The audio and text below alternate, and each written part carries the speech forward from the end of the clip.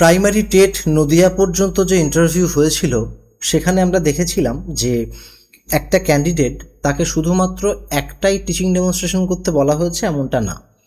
এমন অনেকেই আছে যাকে 2 থেকে 3টে পর্যন্ত ডেমো করতে দেওয়া হয়েছিল এবং সমস্ত ডেমোগুলোর টপিক যে তার সাবজেক্টের সঙ্গে রিলেট করে এমনটাও না। অর্থাৎ আপনার বাংলা অনার্স মানে আপনাকে বাংলা ডেমোই করতে বলেছে, আপনার ইংলিশ অনার্স মানে আপনাকে ইংলিশ ডেমোই করতে বলেছে এমনটা কিন্তু না। তবে 70% ক্ষেত্রে সেই ব্যাপারটা ঘটেছে। এবারে তাহলে সেই যে নদিয়া পর্যন্ত তৃণমূল সরকারের আমলে যে ইন্টারভিউ হয়ে গেল, আমরা সেটাকে একটু পর্যালোচনা করলে আমাদের বর্তমানের প্রিপারেশনটা কেমন করে নেওয়া উচিত সেটা বুঝতে পারবো। ক্যান্ডিডেটরা গিয়েছে, তাদের যা কিছু ডকুমেন্টস পেপার ভেরিফিকেশন সেগুলো হয়েছে, যেমন হয় ইন্টারভিউ টেবিলের বাইরে অপেক্ষা করেছে, ঘরের মধ্যে ঢুকেছে, সেই সমস্ত আদব কায়দা সেগুলো এর আগে প্রচুর অনেক ভিডিওতে বানিয়েছি, সেগুলো আপনারা এর আগে দেখেছেন বা আবার যখন প্রয়োজন হবে তখন সেগুলোকে নিয়ে আবার ভিডিও বানাবো। এইবারে যখনই তারা ঘরের মধ্যে ঢুকেছে, বেশিরভাগ ক্ষেত্রেই 3জন করে মেম্বার ছিলেন, 3টে করেই ছিলেন, বেশিরভাগ বলাটা ভুল হচ্ছে। যখনই তারা সেখানে ঢুকেছেন, এমন শুনেছি যে ঢুকেই আপনি টিচিং ডেমনস্ট্রেশন দিয়ে দিন। তো মানে সব কিছুর যে একটা মেন্টাল প্রিপারেশন থাকে, যে আপনি যদি ভেবে যান যে প্রথমে যাব, গিয়ে বসবো, নমস্কার, কিছু প্রশ্ন আমাকে করা হবে, সেই প্রশ্নের উত্তর দেব, তারপরে এবার আস্তে আস্তে আমাকে এবার টিচিং ডেমো করতে বলা হবে, আমি সেখানে উঠে গিয়ে টিচিং ডেমো করব, এই যে স্ট্রাকচার সেটা কিন্তু সবসময় হুবাহু মেলেনি। সেই স্ট্রাকচার কিন্তু অনেক ক্ষেত্রেই ব্রেক হয়েছে। ঘরে ঢুকেই প্রথমেই আপনি ডেমো দিন, অর্থাৎ মানসিকভাবে প্রস্তুতি নেওয়ার সময়টুকুও দেয়নি, তার আগেই আপনি ডেমো দিন। এবারে এই যে ডেমোগুলো আমরা ন্যাচারালি দেখুন, 40 মিনিটের একটা ক্লাস, সেটা সব থেকে কম কতক্ষণ পড়ানো যেতে পারে? আমরা 4 মিনিট 5 মিনিট প্র্যাকটিস করেছি, কিন্তু সেখানে দেখা যাচ্ছে যে অ্যাভারেজ টাইমটা হয়তো 3 মিনিট। এবারে কাউকে 5 মিনিটও করতে দিয়েছে, কাউকে 1 মিনিটেও থামিয়ে দিয়েছে। এবারে এখানে কিন্তু আবার একটা বিতর্ক তৈরি হয়। 5 মিনিট থামিয়ে দিয়েছে, কেউ ভালো ডেমো দিয়েছে তাকে 5 মিনিট পর্যন্ত দেখেছে, 1 মিনিটে থামিয়ে দিয়েছে, এমনটা হয়েছে। শুরুটাই এমন হয়েছে, দেখেই মনে হচ্ছে ভালো হচ্ছে না, থামিয়ে দিয়েছে। এটাও যেমন সত্যি, আবার এটাও সত্যি যে কেউ 1 মিনিট পড়িয়েছে, তার মধ্যেই দেখে ওনারা বুঝে গিয়েছেন যে স্কিলগুলো খুব ভালো, চলো সময় নষ্ট করে লাভ নেই, যথেষ্ট ভালো ক্যান্ডিডেট, ভালো একটা মার্কস তোমাকে দিয়ে দিলাম, 1 মিনিটেই থেমে যাও।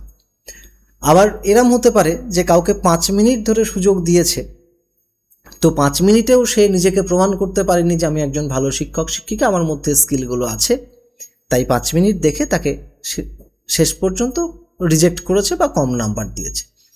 কাজেই কে বেশিক্ষণ ডেমো দিল বা কে কমক্ষণ ডেমো দিল সেটাকে কেন্দ্র করেও কিন্তু কে ভালো কে খারাপ সেটা বলা যায় না। তো বিষয় হচ্ছে এটাই যে যে কোনো একটা টিচিং ডেমনস্ট্রেশন আপনি দেবেন, সেইটাকে ভেবে যাওয়ার কোনো দরকার নেই, কারণ সেখানে টিচিং ডেমনস্ট্রেশনের পরিমাণ আমরা নদিয়া পর্যন্ত দেখেছি। প্রত্যেক ক্যান্ডিডেট সেটা 2টোও হয়েছে, কোনো ক্ষেত্রে 3টেও হয়েছে, কোনো ক্ষেত্রে 4টেও হয়েছে, যদি সেটা খুব রেয়ার, কিন্তু হয়েছে। আর সবসময় যে সাবজেক্ট থেকেই ডেমো দেওয়া হয়েছে এমনটাও কিন্তু না। অন্যান্য যেহেতু প্রাইমারি স্কুলে গিয়ে আমাদের সমস্ত সাবজেক্টই পড়াতে হবে, কাজেই যে কোনো একটা টপিক থেকে ডেমো দিয়ে দিয়েছে। আবার 2-1টা ক্ষেত্রে এমনও হয়েছে ক্লাস 9 থেকে ক্লাস 10 থেকেও টপিক চুজ করে ডেমো দিয়ে দিয়েছে। কাজেই বিষয় হচ্ছে এটাই যে কেউ যদি ভাবে যে 1টা 2টো 5টা 10টা ডেমো প্র্যাকটিস করে চলে যাব, হয়ে যাবে, সেটা কিন্তু এই বছর হয়নি, অন্যান্য বছর হয়েছে। প্রত্যেকেই গিয়েছে নিজের ইচ্ছে মতো কিছু একটা পড়ান। এবার নিজের ইচ্ছে মতো কিছু একটা পড়ান প্রসঙ্গে সকলেই ইউটিউব দেখে 2-1টা ডেমো কিন্তু রেডি করে চলে গিয়েছে, তার জন্য এইবার টপিক চুজ করে দেওয়ার বিষয়বস্তুগুলো এসেছে। তার মানে এই নয় যে নিজের ইচ্ছে মতো পড়ান, এটা কাউকে বলা হয়নি। দেখা যাচ্ছে অ্যাভারেজ 10%কে বলা হয়েছে নিজের ইচ্ছে মতো পড়াতে, আর 90%কে টপিক চুজ করে দেওয়া হয়েছে, 1টা 2টো 3টে একাধিক টপিক চুজ করে দেওয়া হয়েছে। তাই টিচিং ডেমনস্ট্রেশন পারপাসে আমি এই কথাই বলবো যে আমার ইউটিউব দেখে 1টা রেডি করে গেছি সেটা চলবে না, 10টা রেডি করে গেছি সেটা চলবে না, 50টা রেডি করে গেছি সেটাও চলবে না। চলবে কোনটা? চলবে এটাই যে আমার স্কিল ডেভেলপ হয়ে আছে, আমি প্রাইমারি টপিকগুলো সম্বন্ধে মোটামুটি জানি, ভগ্নাংশ থেকে শুরু করে নাউন কাকে বলে আমি এগুলো জানি। আমার স্কিল ডেভেলপড হয়ে আছে, আমাকে যেটা বলবে আমি সেটা পড়িয়ে দিতে পারবো আত্মবিশ্বাসের সঙ্গে। এইটা হচ্ছে কিন্তু সব থেকে বড় কথা। কাজে আপনারা সবাই এই ব্যাপারটার উপর বেশি করে গুরুত্ব দেবেন। আর প্রশ্ন উত্তর তার তো শেষ নেই, এবং ইন্টারভিউটাকে শুধুমাত্র একটা প্রশ্ন উত্তর পর্ব ভাবলেও হবে না। আগে আমি ভিডিওতে বলেছি যেটা হচ্ছে কিন্তু একটা পার্সোনালিটি টেস্টের একটা ব্যাপার। তো সেখানে কিছু প্রশ্ন আসবে, সেই প্রসঙ্গে এই প্রশ্নগুলো আসে। এবারে সেই প্রশ্নেরও কিন্তু আবার ভিন্ন ভিন্ন ভিন্ন ভিন্ন ধরন থাকে। আমি বলে দেবো আপনারা এইগুলোকে মুখস্থ করুন, ইন্টারভিউ বোর্ডে আপনাকে ধরবে, সেটা মিথ্যে কথা। কারণ কারোর জানা নেই ইন্টারভিউ বোর্ডে কাকে কী প্রশ্ন করা হবে। তবে প্রত্যেকের সাবজেক্ট, কারোর বাংলা অনার্স, কারোর ইংরাজি অনার্স, কারোর ম্যাথ অনার্স, সেখান থেকে নির্দিষ্ট কিছু প্রশ্ন হয়। তাই সাবজেক্ট ভালো করে পড়বেন। যেহেতু আপনারা প্রত্যেকেই টেট কোয়ালিফাই করেছেন এবং ডিএলএড ট্রেনিং রয়েছে, কাজেই ডিএলএড ওই সেকশন থেকে বেশ কিছু প্রশ্ন কিন্তু হয়, কাজেই সেগুলো ভালো করে পড়তে হবে। সমসাময়িক বিষয় সেগুলো সম্বন্ধে আপনার ধারণা জিজ্ঞাসা করা হতে পারে, সেগুলো সম্বন্ধে আপনাকে জানতে হবে। যেমন বলা হলো যে E20 পেট্রোল বলতে আপনি কী বোঝেন, তাহলে আপনাকে বলতে হবে যে এমন একটি বর্তমানে বিশেষ কিছু কারণে পেট্রোলের সঙ্গে নির্দিষ্ট পরিমাণ ইথানল মেশানো হচ্ছে, যেখানে 20% ইথানল মেশানো আছে যে তেলের মধ্যে বা যে পেট্রোলের মধ্যে, তাকে আমরা E20 তেল বলছি। এটা জাস্ট কনসেপ্ট। তো তাহলে সমসাময়িক বিষয়বস্তুগুলোকে নিয়ে আপনার ধারণা ক্লিয়ার থাকতে হবে, এবং তার সঙ্গে প্রাইমারির যে বইগুলি আছে সেই বইগুলির সম্বন্ধে আপনার কনসেপ্ট ক্লিয়ার থাকতে হবে।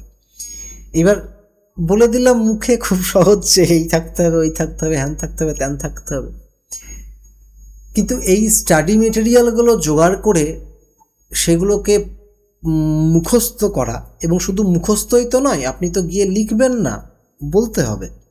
তাহলে শুধু মুখস্থ নয়, সেগুলোকে পড়ে বুঝে নিয়ে নিজের মতো করে বলা, এটা খুব ইম্পর্ট্যান্ট একটা বিষয়।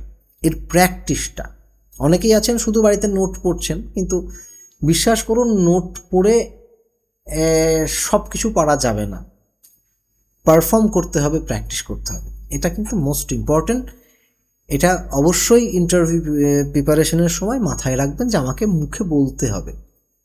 এবং এই প্রশ্ন উত্তর প্রসঙ্গে যা কিছু বললাম, আরও একটা নির্দিষ্ট বিষয় থেকে যায়, যেখান থেকে আপনার সচেতনতা, যেখান থেকে আপনার আত্মদর্শন, যেখান থেকে আপনার চিন্তাভাবনা ইত্যাদি প্রকাশিত হবে, সেটা হচ্ছে সিচুয়েশন বেস কোশ্চেন বা পরিস্থিতি নির্ভর প্রশ্ন।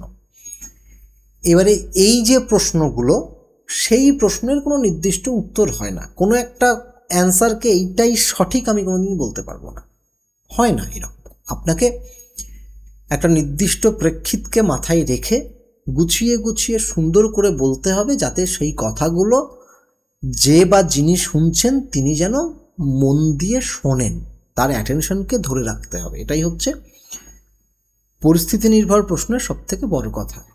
আমরা প্রচুর পরিস্থিতি নির্ভর প্রশ্নের নোট ছেলে মেয়েদেরকে দিয়েছি, তার মানেও এটা নয় যে তারা শুধুমাত্র সেই নোটগুলো পড়েই সেখান থেকে সব কমন পেয়ে গেছে। কাজেই পরীক্ষাতেও যেমন সব একাডেমিরা বলে বেড়ায় আমাদের নোট পড়লে 100% কমন, আপনারা জানেন সেগুলো মিথ্যা কথা। হ্যাঁ, পার্সেন্টেজ আছে, কোনো একাডেমির হয়তো 50% কোশ্চেন নোট থেকে পড়েছে, কোনো একাডেমি 20% পড়েছে। এবং ইন্টারভিউয়ের ক্ষেত্রে এটা আরও অসম্ভব ব্যাপার যে আমরা যে নোটগুলো দিয়েছি সেই নোট থেকেই সমস্ত প্রশ্ন ইন্টারভিউ বোর্ডে করা হয়েছে। আমরা যে টিচিং ডেমনস্ট্রেশনগুলো ছেলেদেরকে দিয়েছি সেখান থেকেই সমস্ত টিচিং ডেমনস্ট্রেশন ইন্টারভিউ বোর্ডে করা হয়েছে। যদি কোনো একাডেমির সঙ্গে এইটা মিলে যায় তাহলে জানতে হবে যে সেই একাডেমির সঙ্গে ইন্টারভিউ বোর্ডের মেম্বারদের যোগসাজশ আছে, তাই সেটা কোনো দিন হবে না। কোনো একাডেমি যদি বলে যে আমরা 100 প্রাইমারি ইন্টারভিউয়ের এইসব মেটেরিয়াল কমন দিয়ে দিচ্ছি, জানবেন তারা মিথ্যা কথা বলছে। তো আমরাও তার ব্যতিক্রম নয়। আমরা কিছু নোটস দিয়েছি যেগুলো একটা ধারণা দিতে পারে, কিন্তু সেটা কোনো দিনই 100 কমন এমনটা না। তাহলে আসল কথা হচ্ছে, দেখুন কবে ইন্টারভিউ হবে না হবে জানি না, সেটা সময় বলবে। সেটা আপনারা যেমন দেখবেন আমিও তেমন দেখব। মোট কথা হচ্ছে আমি এটাই বলতে চাইছি, যারা প্রিপারেশন নেবেন তারা নদিয়া পর্যন্ত ছেলে মেয়েদের যে অভিজ্ঞতা সেটাকে মাথায় রেখে প্রিপারেশন শুরু করবেন, তাতে আপনার প্রিপারেশনটা সঠিক পথে হবে। এই হচ্ছে কথা। আপনাদেরকে জানিয়েছিলাম একটা ভিডিওতে যে আমরা পরবর্তী পর্বে আবার ইন্টারভিউর একটা প্রস্তুতি আবার শুরু করতে চলেছি। তো এটা হচ্ছে তার প্রথম ভিডিও, আপনাদেরকে তুলে ধরলাম যে বিগত ইন্টারভিউগুলোর আমাদের একাডেমির যে ছেলে মেয়ে তাদের মুখ থেকে শোনা অভিজ্ঞতার সারমর্মটুকু। তো যাই হোক, আবার নতুন করে শুরু করছি। কবে ইন্টারভিউ সেটা জানি না। আমি আবার ইন্টারভিউ রিলেটেড ভিডিও দেওয়া শুরু করেছি মানেই যে সামনের সপ্তাহে ইন্টারভিউ, এমনটা কিছুই না। সত্যি কথা বলতে জানি না।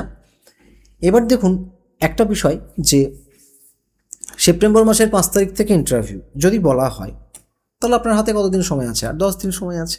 সেই 10 দিনে কিছুই করতে পারবেন না।